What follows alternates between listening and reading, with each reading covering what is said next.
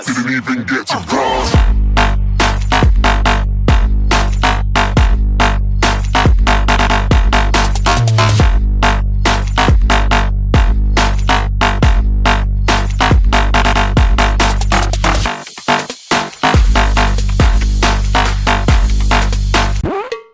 สบายดีตอนนี้อยู่กับเขาใบเล่บีนะฮะเป็นซ่องไม้ฝากไว้นำตัวนี้กูต้องบอกกูจะให้เลยตัวนี้เอาเดี๋ยวสบายดีตอนนี้อยู่กับใบเล่บีนะกับรายการใหม่ของเขากับรายการท่าให้ลองนั่นเองเฮ้ยสุดยอดได้แล้วตอนนี้สุดเริ่มบอกได้แล้วสุดเริ่มบอกได้แล้วตอนนี้เป็นสิ่งที่ว่าทุกคนเคยกินในชีวิตประจำวันเมนูไข่ไหมเมนูไข่ซื้อเมนูเขาเอาเป็นว่าตะปูดไข่ซะอันดับหนึ่งเค็ดไปไข่เป็ดไข่ลูกไม่เดียวไข่ไข่เดียวมาไก่ไข่มีไข่ไข่สุดท้ายครับไข่ลูกนี่เป็ดกับไข่อันไหนเกิดก่อนเป็ดกับไข่บ้างไข่เดี๋ยวเราไปวิธีการเฮ็ด สิ่งสำคัญก่อนที่เขาจะเฮ็ดอาหารตลอดเวลาเนาะเขาถือเรื่องความสะอาดมาเป็นหนึ่งอันนี้มันสไลด์เนาะอันนี้มันสไลด์อันนี้ฝอยขัด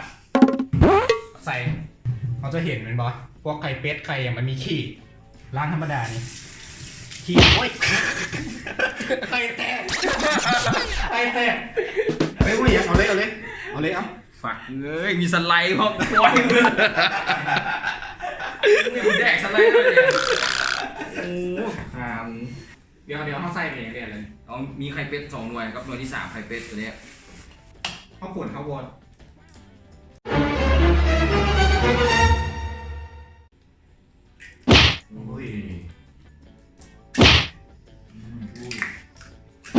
ความสะอาดไว้เลยไปล้างไข่แล้วเว้ยลองไข่มุนดิบอกโอ้ยบอกแคลเซียมกันได้มีเหลือเก่าที่บัวฮาไป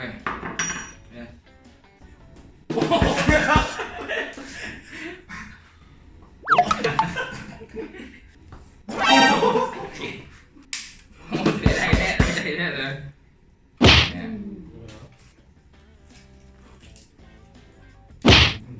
ไอปีโป้ลองมึงก่อนเลยเปิดมา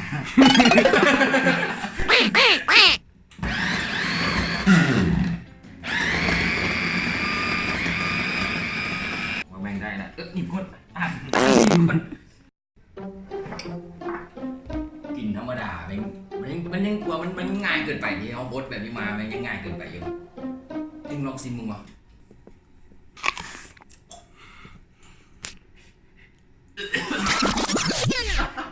ลองซิมมึงได้อยู่ได้กลัวมันได้กระหังถังป้าก่อนแต่ว่าการกินแบบนั้นมันสิง่ายเกินไปเดี๋ยวเราต้องมีห้องไว้อย่างวะน้ำเสื่อมให้มันกินง่ายขึ้นแล้วเริ่มน้ำก้อนเต้าเจี้ยวนับ3น้ำส้มสายชูนับ4น้ำดองมะแตงน้ำมะแตงดองน้ำมะแตงนับ5น้ำมันหอยมี5 อย่างนี้แล้วเอาหมุนวัดดวงเลยเดี๋ยวทีมารุ่นกัน1 2พี่จะหมุนก่อนเลยเดี๋ยว1 2 3กูหมุนที่2แล้วจ้าหมุนที่3ที่5หมุนที่4ปีโป้ที่5เอาพี่หมุนก่อนเลยใจเย็นโอ้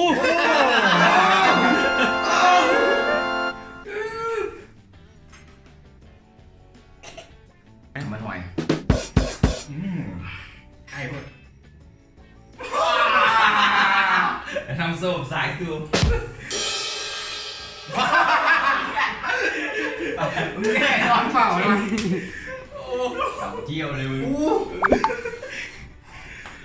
บีโป้เอา1 ก้อนไปเดี๋ยวสิมาจับเวลากินให้พ่อมส่งไว้ตาแพร่ต้องกินอันนี้เจาะหนึ่งเต็มเดี๋ยวมีพร้อมแล้ว3 2 1 เริ่ม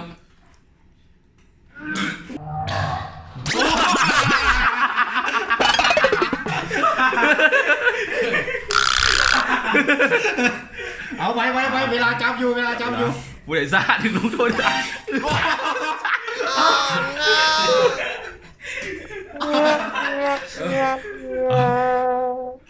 มึงต้องกลืนไหมมึงต้องกลืน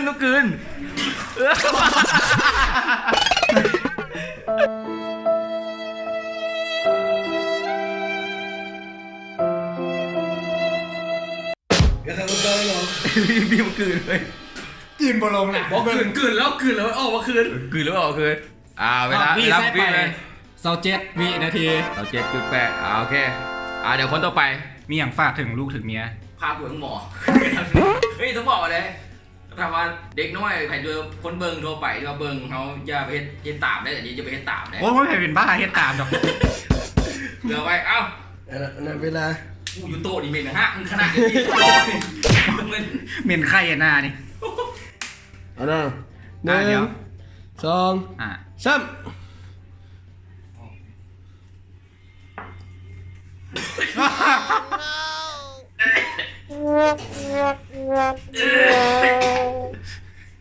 โดน แต่เขาเลิก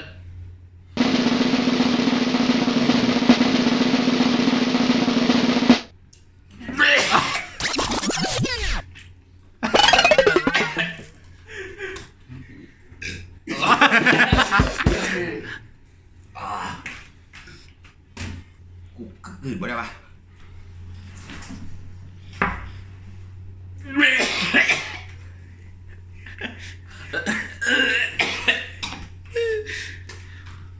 โอ้มาแล้วมา สุดคำสุดท้ายหยุดเวลา เดี๋ยวเบิดปากก่อนเอาม้วนผุน กู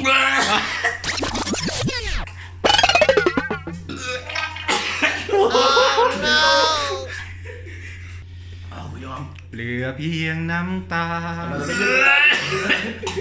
หยุดเวลาเริ่มจากการทรมานในมือยุดกันตอนนี้แล้วเวลาที่ทำไปได้ เวลา 1 นาที 49 วินาทีแล้ว เอาตัวมือ อย่าลืมนะทางผู้ชมทางบ้านจะช่วยออกไปร้องเห็นมึงได้ตัวนี้บุตายอีก อันนี้มันน้ำตา อันนี้มันน้ำตาแห่ง ความภูมิใจ3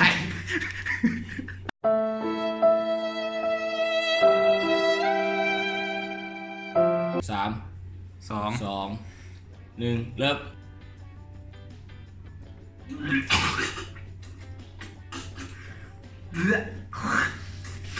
ปิดเป็นงานแกกูไม่ได้กินเลยเป็นกลมคล้ายทีมที่บอกเนี่ยมึงมาบอกพี่แบบเอาโคได้นี่ต้องกลืนคำน้อยๆเฮ้ยอมไว้ก่อนร้องกลืนอึกน้อยๆเบิ้ง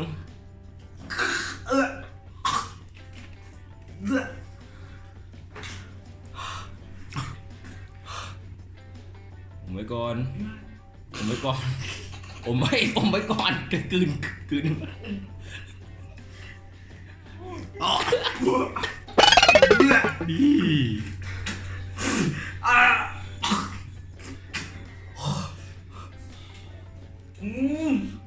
มั่วตอน ยำเลยยำเลยนึงยำร้องยำเมืองกลืนคำสุดท้ายกลืนได้คำสุดท้ายคำสุดท้ายกลืนแน่ยังสอดหนึ่งสอดสุดท้ายเลย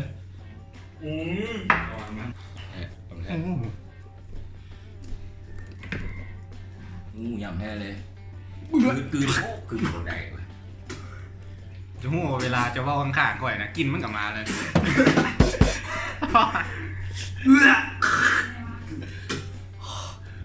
เวลาเจาะอะไรบ้างเวลาหยุดอยู่ที่2 นาที 14 วินาที3 2 1เริ่มนี่ได้กว่าได้อนนท์ได้แหมบอกอนนท์ได้ว่าได้สบายเลยนี่สีหน้าเลย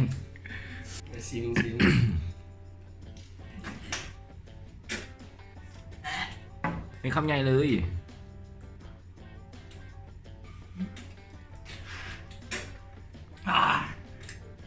นี่คำใหญ่แล้วกลืนน้องมัดเดียวนะแบบกั้นใจกลืนนะ ว่าเขาเบิ่งเจ้าแล้วก่อนเบิ่งเจ้าแล้ว นี่กูเห็นได้บอกแบบคำใหญ่แล้วกลืนเลยเขาแบบลมมึงต้องลงกับคอมึงว่ะเอ้ยเปิดคอออกมากูจะกลืนลงแล้วมึงต้องประสานกับคอมึง ถอดเส้น ลุกไปเลย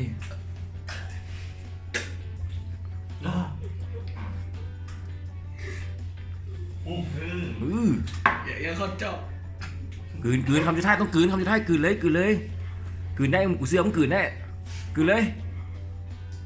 โอ้ยอยากไหวสัตว์ควายลงกลืนละแบบเสื้อไม่เสร็จปะมันเป็นเสื้อไม่หมดเดี๋ยว จริงๆมันเข้ากันได้แต่มันเค็มระวังเมือกถ้าสมมติมีคลิปหน้าเราบ่เห็นค่อยกันบ่แปลกต่อไปของปีโป้ มันคือเลย เฮ้ยบางเทื่อมันเย็นมันอาจจะกินง่ายเลย มึงคิดดิ สู้หรอ มึงเอาที่สู้กันเลยว่ะ3 2 1เริ่มเฮ้ยต้องกินน้ำก้อนได้น้ำก้อนต้องย่ำน้ำก้อนอย่างน้ำได้จีนเลย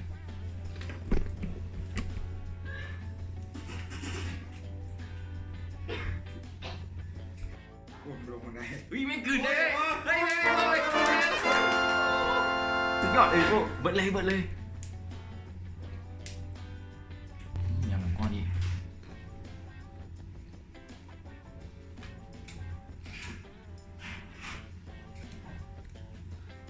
เฮ้ยมันคือพวกมันกินได้เลยเป็นสุดยอดเลยโอ้คนจริงเว้ยต้องกินกับน้ำก้อนเว้ย เดินมันเข้ากัน ก้อนไง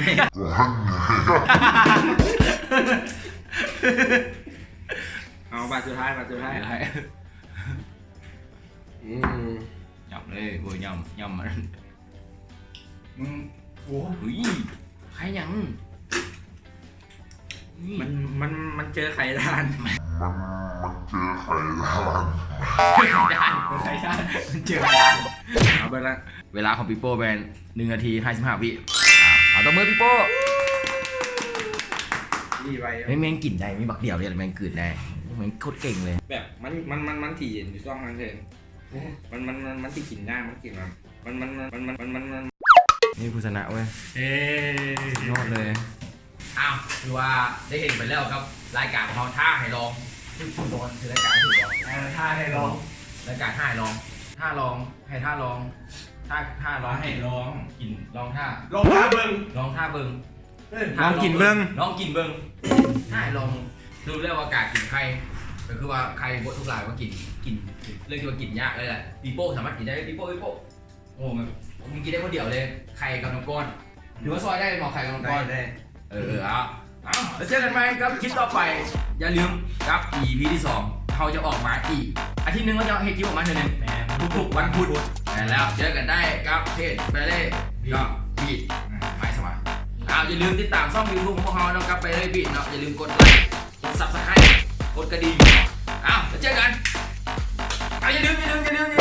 ใครที่ว่าอยากให้พวกเขาร้องเพลงดีอย่างสามารถคอมเมนต์อยู่กล้องได้เนาะคอมเมนต์ได้เดี๋ยวเขาเห็นให้เบิ่งเดี๋ยวร้องให้เบิ่ง